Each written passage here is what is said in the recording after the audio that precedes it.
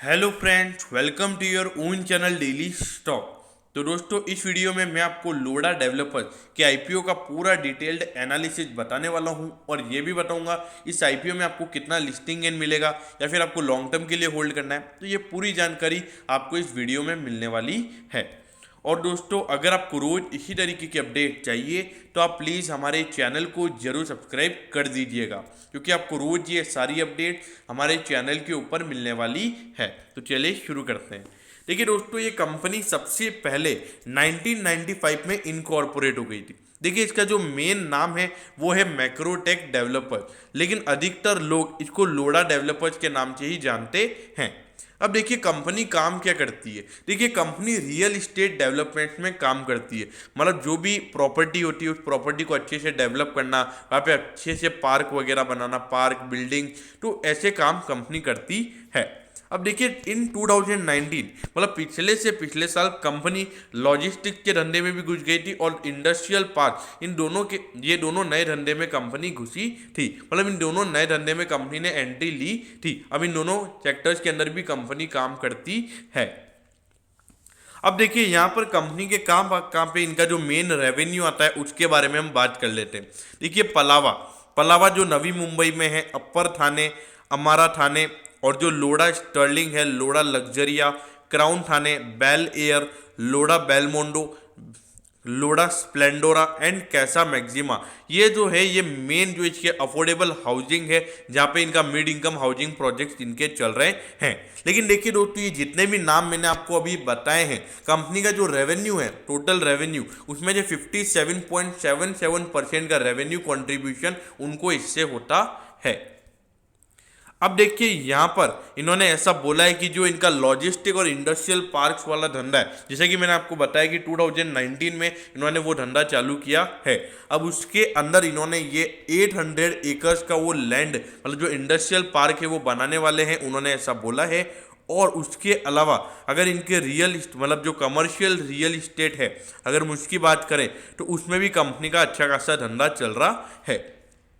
अब देखिए, 31,000 मतलब जो 31 दिसंबर 2020 है, जब तक कंपनी ने 91 प्रोजेक्ट कंप्लीट कर दिए थे, जिसका अगर हम स्क्वायर फीट मतलब जो साइज प्रॉपर्टी का अगर हम उसकी बात करें तो 77.22 मिलियन स्क्वायर फीट की साइज की यहाँ पे कंपनी ने प्रोजेक्ट कंप्लीट कर लिए हैं। अब देखिए, कंपनी की ताकतें क्या, मतलब कंपनी की जो कॉम्पिटिटिव स्ट्रेंथ है वो क्या है। देखिए, एक जो largest residential real estate developer है इंडिया के अंदर, सबसे ज़्यादा मतलब जो रियल इस्टेट कंपनी की जो वैल्यूएशन है उसमें सबसे बड़ा वैल्यूएशन यहाँ पर लोडा डेवलपर्स का है। अब यहाँ पे सेल्स डिस्ट्रीब्यूशन की अगर हम बात करें तो इंडिया के अंदर तो इनका सेल्स डिस्ट्रीब्यूशन है ये, उसके अलावा यूके, सिंगापुर, यूएस, जीसीसी में भी कंपनी का काम है। देखा जाए तो कंपनी सिर्फ इंडिया में ही कारोबार नहीं कर रही है, आउट ऑफ इंडिया में भी कंपनी का कारोबार है। अब यहाँ पे इक्विटी की बात करें तो देखिए, लोडा डेवलपर्स का एक जो इक्विटी जो ब्रांड वैल्यू है वो भी खासी बढ़िया है। अब यहाँ पर हम प्रोजेक्ट एग्जीक्यूशन कैपेबिलिटीज़ की बात करें तो कंपनी, जैसे कि मैंने आपको बताया, 25 साल का कंपनी का प्रेजेंस है। तो देखा जाए तो बहुत अच्छा खासा मार्केट प्रेजेंस है और एक्सपीरियंस यहाँ पर कंपनी है। अब यहाँ पर अगर हम ऑब्जेक्टिव की बात करें, मतलब यहाँ पर कंपनी आईपीओ लेकर क्यों आ रही है, तो सबसे पहला रीज़न यही है कि जो उनकी उधारी है उसको चुकाना चाहती है। और जो दूसरा रीज़न है वो है उनको लैंड डेवलपमेंट के राइट चाहिए, उसके लिए वो आईपीओ लेकर आ रहे हैं। और जो तीसरा रीज़न है वो है to meet general corporate purposes. अब देखिए, यहाँ पर सबसे पहले अगर मैं आपको जो इसके जो प्रॉफिटेबिलिटी है, अगर हम प्रॉफिटेबिलिटी की अगर हम बात करें तो 2018 में अगर आप देखोगे तो 13,726 करोड़ का यहाँ पे कंपनी का रेवेन्यू था। और उसके बाद अगर आप देखोगे तो लगभग 10% का आपको इसमें मतलब थोड़ा सा गिरावट आपको देखने को मिला था। लगभग 10% की गिरावट यहाँ पर अगर हमको देखा जाए तो रेवेन्यू में देखने को मिली थी। उसके बाद अगर आप देखोगे तो रेवेन्यू फिर से वापस आपको थोड़ा सा बढ़ता हुआ नजर आया था। लेकिन अगर आप इस बार 9 महीने का रेवेन्यू देखोगे तो वो सिर्फ 3,160 करोड़ ही है।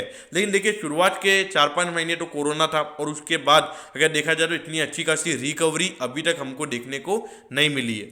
और अगर हम इसकी इनकम की बात करें, मतलब जो एट दी एंड जो प्रॉफिट है अगर उसकी बात करें तो 2018 में कंपनी ने 1767 करोड़ का प्रॉफिट कमाया था और उसके बाद 1641 करोड़ का प्रॉफिट हो गया था। तो लगभग 1000 मतलब लगभग 100 करोड़ का प्रॉफिट यहाँ पर गिर गया था।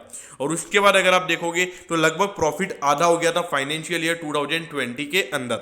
और इस बार अगर आप 9 महीने में देखोगे तो कंपनी 259 करोड़ के लॉस में है, अगर हम 9 महीने के परफॉर्मेंस की बात करें तो देखा जाए तो कंपनी का जो परफॉर्मेंस है वो इतना अच्छा नजर नहीं आ रहा है, क्योंकि आप देख सकते हैं 2018 के बाद देखा जाए तो 2019 में रेवेन्यू गिर गया था और 2020 में भी थोड़ा सा रेवेन्यू ही बढ़ा है। तो देखा जाए तो कंपनी के लिए दिक्कतें बनी हुई हैं। और अगर आप मार्जिन भी देखोगे तो मार्जिन यहाँ पे थोड़े से ज़्यादा पहले थे और 2020 में मार्जिन एकदम आधा हो गया और अभी तो कंपनी लॉस में आ गई है। लेकिन देखिए इसमें भी कोरोना आ गया था, उसकी वजह से इश्यूज हैं, लेकिन उससे पहले के 3 साल में भी हमको ज़्यादा रेवेन्यू ग्रोथ देखने को नजर नहीं आ रहा है।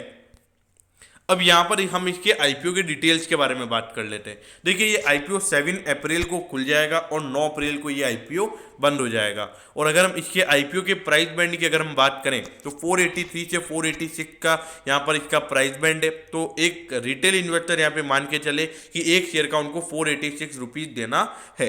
और मार्केट लॉट देखा जाए तो 30 शेयर्स हैं और इश्यू साइज अगर देखा जाए तो बहुत ही बड़ा यहाँ पर इश्यू साइज है, 2500 करोड़ यहाँ पर कंपनी रेस कर रही है। अब देखिए यहाँ पर अगर हम अलॉटमेंट डेट की अगर हम बात करें तो 16 अप्रैल का यहाँ पे अलॉटमेंट डेट है।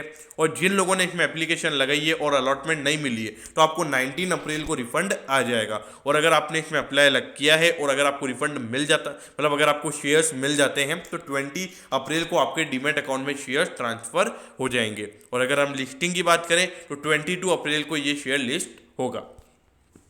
अब देखिए यहाँ पर अगर आप देखोगे तो लोडा डेवलपर्स का जो लॉट साइज है वो है 14,580 का, मतलब मिनिमम अगर रिटेल इन्वेस्टर्स को यहाँ पर अप्लाई करना है तो यहाँ पर वो मिनिमम 14,580 के लिए अप्लाई कर सकते हैं।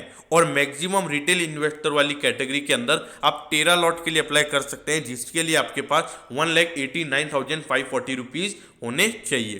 देखिए दोस्तों यहाँ पर जो रिटेल इन्वेस्टर होता है वो 2 लाख से ज़्यादा की बिड नहीं लगा सकता, इसीलिए यहाँ पर आपको महंगा लग रहा है। महंगा सॉरी, मतलब 2 लाख से कम की बिड ही आप रिटेल इन्वेस्टर वाली कैटेगरी में लगा सकते हो।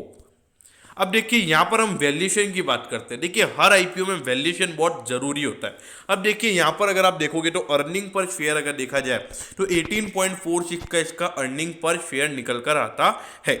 अब इसका प्राइस टू अर्निंग रेशियो अगर आप देखोगे तो 26.16 से 26.32, मतलब 26 का इसका प्राइस टू अर्निंग रेशियो है।